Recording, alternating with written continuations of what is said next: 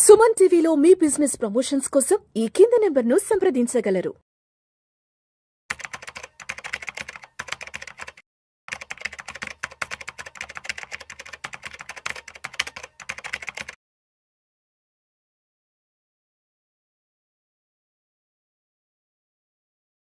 Welcome to Vishnu talks. నేను మీ విష్ణు. ప్రస్తుతం నాతో పాటు ట్రేడర్ అండ్ ఇన్వెస్టర్ క్రిష్ ఉన్నారు. క్రిష్తో మాట్లాడదాం. నమస్తే క్రిష్. నమస్తే Vishnu. Welcome to Vishnu talks. Thank you so much for your time. So Krish, ఏంటి ఈ మధ్య పై కాయిన్ అంట కంప్లీట్ ట్రెండింగ్ లో ఉంది. ట్రంప్ గారు అధికార పగ్గాలు చేపట్టిన కాడి నుంచి ఈ క్రిప్టోలకి, ఈ బిట్ కాయిన్లకి అసలు అడ్డు అదుపు లేకుండా ఎక్కడికి వెళ్ళిపోతున్నాయి. లాస్ట్ 2-3 years వరకు అసలు ఎక్కడ కనిపించని క్రిప్టోలు, బిట్ కాయిన్లు ఇప్పుడు సడన్ గా లైమ్ లైట్ లోకి వచ్చేసేసాయి. అండ్ పై కాయిన్ విలువ $500 పెరుగుతోందా, యుఎస్ క్రిప్టో రిజర్వ్స్ వల్ల క్రిప్టో కరెన్సీల దశ తిరగబోతుందంటూ కూడా రకరకాల వార్తా కథనాలు వస్తున్నాయి. స్పెక్యులేషన్స్ నడుస్తుంది దాని మీద కూడా. ఏంటి అసలు ప్రస్తుతం పై కాయిన్ పరిస్థితి ఏంటి, నెక్స్ట్ ఫ్యూచర్ ఏంటి అసలు, అండ్ వీటి గురించి మనం తప్పనిసరిగా ఎటువంటి విషయాలు తెలుసుకోవాలి అంటారు, ఇటువంటి విషయాల పట్ల ఎటువంటి అప్రమత్తత కూడా కలిగి ఉండాలంటారు అసలు? ఫస్ట్ ఆఫ్ ఆల్ మనం పై కాయిన్ గురించి తెలుసుకునే ముందు కంటే క్రిప్టో గురించి కొంచెం బేసిక్స్ తెలుసుకుంటాం. చాలా మంది ఏమనుకుంటారంటే క్రిప్టో అనేది కరెన్సీ అనుకుంటారు. కానీ కొన్ని ఇన్స్టిట్యూషన్స్ ఏంటంటే, లార్జ్ ఇన్స్టిట్యూషన్స్, వాటిని ఇట్స్ నాట్ అ కరెన్సీ, ఇది ఒక కమాడిటీ అని చెప్పి గోల్డ్తో కంపేర్ చేస్తారు. Bit coin, only bit coin. దానికి అన్నిటికంటే ముందు అసలు ఈ క్రిప్టో ఎక్కడ పుట్టింది, దీని గురించి మనం కొంచెం బేసిక్గా తెలుసుకుందాం. క్రిప్టో అనేది its simplest form of grey market. అది ఎవరి దగ్గర ఉంది, ఎంత ఉంది అనేది ఎవరు ట్రాక్ చేయలేరు, because of the blockchain technology. Decentralised system. Centralised అంటే మనకి బ్యాంక్ కంట్రోల్ చేస్తుంది దాన్ని, డీసెంట్రలైజ్డ్ అంటే నోబడీ కెన్ కంట్రోల్. అట్లా ఉన్నప్పుడు మనకి బిట్ కాయిన్ 2008 ఆ టైంలో, రష్యన్ టైంలో బిట్ కాయిన్ స్టార్ట్ అయింది. యాక్చువల్లీ చాలా మందికి తెలియదు ఏంటంటే, యూస్ కేస్ అనేది పక్కన పెడితే బిట్ కాయిన్ ఇది ఫస్ట్ జనరేషన్ క్రిప్టో. ఫస్ట్ పుట్టింది కదా, దాన్ని ఫస్ట్ జనరేషన్ క్రిప్టో అంటారు. బిట్ కాయిన్తో ఉన్న యూజెస్ ఏంటంటే, బ్లాక్ చైన్ యూజ్ చేసి మీరు ట్రాన్సాక్షన్ చేయొచ్చు. ట్రాన్సాక్షన్తో పాటు మనీని ఎక్స్చేంజ్ చేసుకుంటున్నారు ప్రజెంట్ బయట కంట్రీలు, మన దగ్గర కాదు యాజ్ ఆఫ్ నౌ. తర్వాత నెక్స్ట్ వచ్చిందే ఇథీరియం, సెకండ్ జనరేషన్ క్రిప్టో. ఏముంటారు సెకండ్ జనరేషన్ క్రిప్టో ఏంటంటే, స్మార్ట్ చైన్ కాంట్రాక్ట్స్ అని చెప్పి వాళ్ళు ఇంట్రడ్యూస్ చేశారు. స్మార్ట్ కాంట్రాక్ట్స్ ఎట్లా వర్కౌట్ అవుతాయి అంటే, ఫర్ ఎగ్జాంపుల్ మీరు 2013-14 టైంలో, 15 టైంలో సిరియా వార్ ఒకటి జరిగింది, గుర్తుందా? సిరియా వార్లో చాలా మంది రెఫ్యూజీస్ యూరోప్ వెళ్ళిపోయారు. యూరోప్ వెళ్ళిపోయినప్పుడు ఒక కంట్రీ సిటిజన్షిప్, ఒక రెఫ్యూజీ ఆర్ హాస్టేజ్గా మీ కంట్రీకి వచ్చినప్పుడు, ఆ కంట్రీ డైరెక్ట్గా వాళ్ళకి ఏంటంటే హాస్టింగ్ ప్లేసెస్ ఏమో తప్పించి డైరెక్ట్గా సిటిజన్షిప్ ఇవ్వాలంటే వాళ్ళకి ఎన్ని రిస్ట్రిక్షన్స్ ఉంటాయి. And at the same time వచ్చిన రెఫ్యూజీనో టెర్రరిస్టో మీకు తెలియదు. సో ఇట్లాంటి ఇష్యూస్ వాటిని సార్ట్ అవుట్ చేయడానికి ఈ స్మార్ట్ కాంట్రాక్ట్స్ యూజ్ అవుతాయి. సో దాని గురించి బ్రీఫ్గా మనం తర్వాత వీడియోలో మాట్లాడుకుందాం. దానికి ఇన్ఫర్మేషన్ కావాలంటే మనకి నెట్లో చాలా దొరుకుతుంది. సో ఎవరైనా యూజర్స్ చూడాలనుకుంటే how the smart contracts are working in the ఇలాంటి కేసెస్ ఏదైతే ఉన్నాయో, కొన్ని రియల్ ఎస్టేట్స్ ఉన్న లీగల్ ఇష్యూస్ని కూడా చాలా వరకు స్మార్ట్ కాంట్రాక్ట్స్ సాల్వ్ చేస్తాయి. చాలా కేస్ స్టడీస్ ఉన్నాయి అట్లాంటివి. అది సెకండ్ జనరేషన్ క్రిప్టో. కానీ సెకండ్ జనరేషన్ క్రిప్టోలో ప్రాబ్లం ఏంటంటే, ఈ స్మార్ట్ కాంట్రాక్ట్ ఏవైతే ఉన్నాయో మనీ ఎక్స్చేంజ్ ఫార్మాట్లో, మనకి ఇక్కడ మనం ట్రాన్సాక్షన్ ఫీజ్ అని ఒకటి ఉంటుంది కదా, ఒక పేమెంట్ గేట్వే చేసినప్పుడు, దాన్ని ఇథీరియంలో గ్యాస్ ఫీ అంటారు.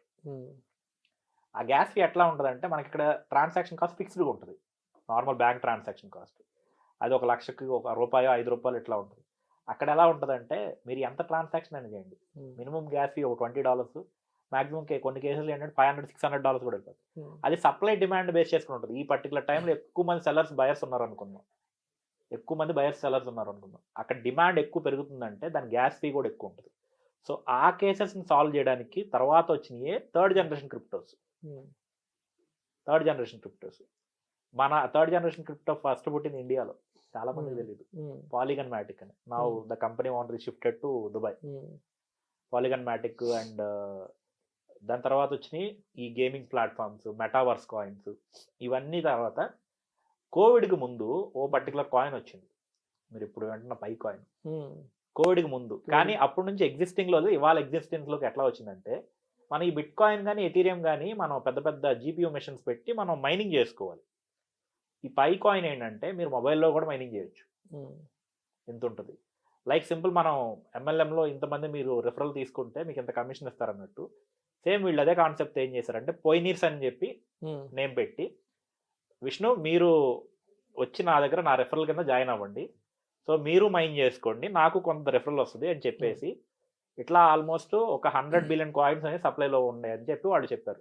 బట్ ఇవాళ వరకు కూడా 30 బిలియన్ కాయిన్స్ కూడా మైన్ చేయలేదు పబ్లిక్.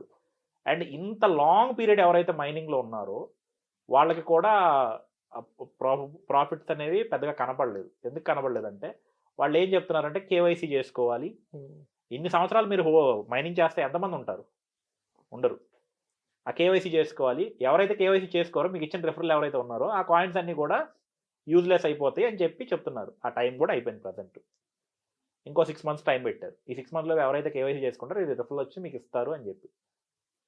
ఇదంతా ఒకటైతే వాళ్ళు ఇంత పెద్ద ప్లానింగ్ చేసి 100 బిలియన్ కాయిన్స్ని సప్లైలో తీసుకురావడానికి రీజనింగ్ ఏంటంటే ఒక కమ్యూనిటీ క్రియేట్ చేయడం. లైక్ మనకి ఒకానొక టైంలో 2021 or 2022లో ఎలాన్ మస్క్ బిట్ కాయిన్ పెట్టి టెస్లా కార్ కొనుక్కోవచ్చు అని చెప్పాడు, గుర్తుందా?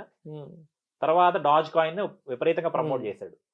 ఇవే యూటిలిటీ కేస్ అండి. ఏం లేదు, మనం బయట అవుట్ సైడ్ ప్రోడక్ట్స్ మన కరెన్సీతో కొనుక్కున్నట్టు కొనుక్కోవాలి. బట్ ఇక్కడ ప్రాబ్లం ఏంటంటే ఈ సప్లై డిమాండ్ వల్ల ఈ కాయిన్స్ ఏవైతే ఉన్నాయో వాటికి ప్రైస్ అనేవి పెరుగుతుంటాయి, పడిపోతుంటాయి. మీకు ఒక స్టెబిలిటీ అనేది ఉండదు. మన కరెన్సీ ఉందనుకుందాం, మన కరెన్సీ డెప్రిషియేట్ అయితే అవుతుంది. ఎంత అవుతుంది? ఒక మహా అయితే 2 సంవత్సరాలకు ఒక 5% ఒక 10% అవుతుంది. అది పెద్ద ఇష్యూ కాదు. కానీ ఈ క్రిప్టోస్లో ఏంటి, ఇవి న్యూ జనరేషన్ ఇప్పుడే వచ్చిన క్రిప్టోస్ కదా, వాలటిలిటీ విపరీతంగా ఉండి 1 dayలోనే అది 90% పడడం, 1 dayలోనే ఒక 500% పెరగడం, ఇట్లాంటివి జరుగుతున్నప్పుడు స్టెబిలిటీ ఎక్కడ ఉంటుంది? దాంతోపాటు ఇప్పుడు నేను న్యూస్లో చూస్తున్నాను, పై కాయిన్ $500కి వెళ్తుంది, లేకపోతే $1000కి వెళ్తుంది. ఒకరైతే ఏకంగా బిట్ కాయిన్ కాంపిటీషన్ అని చెప్పి చెప్తున్నారు. ఇక్కడ చాలా మందికి తెలియదు ఏంటంటే సప్లై ఎంత ఉందన్నది చూసుకోవాలి. టోకనామిక్స్ అంటారు వాటిని, మన ఎకనామిక్స్ అన్నట్టు టోకనామిక్స్ అంటారు దాన్ని. టోకనామిక్స్లో ఎట్లా ఉంటుందంటే మనకి ఇప్పుడు బిట్ కాయిన్ ఉంది, మ్యాక్స్ సప్లై ఎంత ఉంటుందంటే 21 మిలియన్ కాయిన్స్ మాత్రం ఉంటాయి. 21 మిలియన్ దాటిన తర్వాత మీరు కొత్త కాయిన్స్ మైన్ చేయలేరు, కొత్త కాయిన్స్ సర్క్యులేషన్లోకి రావు. క్రిప్టోలో ఒక బిగ్గెస్ట్ అడ్వాంటేజ్ ఏంటంటే, డిసడ్వాంటేజ్, సేఫ్ అండ్ సెక్యూరిటీ ఎవడు హ్యాక్ చేయలేడు ఫస్ట్ థింగ్. తర్వాత ఇది హ్యాకింగ్ ఒకటైతే ఎవరన్నా దాని పాస్వర్డ్ ఫేస్ కీ మర్చిపోయారు అనుకో, అది వాడి లైఫ్ టైం రిట్రీవ్ చేసుకోలేడు. మనకంటే ఇక్కడ ఓటీపీ మర్చిపోయామంటే, పాస్వర్డ్ మర్చిపోతే ఓటీపీ ఎంటర్ చేసి తీసుకుంటాం. అక్కడ పాస్వర్డ్ ఫేస్ కీ మర్చిపోయామనుకో, అది కొన్ని వేల కోట్లైనా సరే అది పోవడమే, మనకేం తిరిగి రాదు.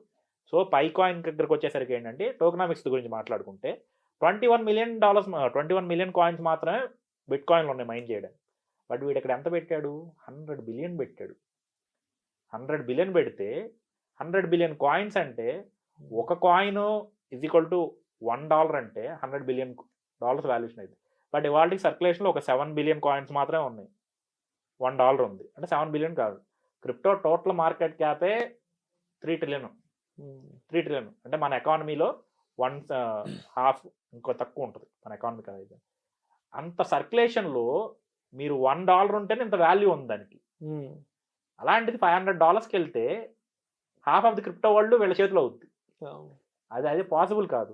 అండ్ ఈ ఎక్స్చేంజెస్ వీళ్ళంతా ఏం చెప్తున్నారు, కాయిన్స్ మీకు సింపుల్ లాజిక్ విష్ణు, ఇంకా కాయిన్స్ కొత్త మార్కెట్లోకి వస్తున్నాయి అనుకోండి, వాళ్ళకి 7 బిలియన్ ఉన్నాయి.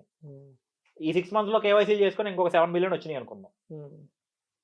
ఎవరైతే మైనింగ్ చేస్తారో most of the people mind set ఎట్లా ఉంటుందంటే, నాకు ఆ కాయిన్లు వస్తే నేను అమ్ముకొని నేను క్యాష్ చేసుకుందాం అన్న థాట్ ప్రాసెస్లో ఉంటాడు తప్పించి 90% ఇదేదో నాకు పెరుగుద్ది, లేకపోతే నేను ఒక 10 years హోల్డ్ చేస్తాను థాట్ ప్రాసెస్ ఎంతమందికి ఉంటుంది?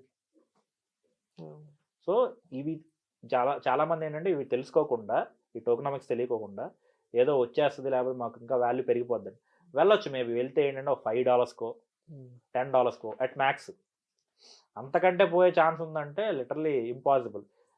ఇంకో 10-15 years అయినా సరే ఇంతే టైం, అలాగే ఒక $10-15 రేంజ్కి మాత్రమే వెళ్తే.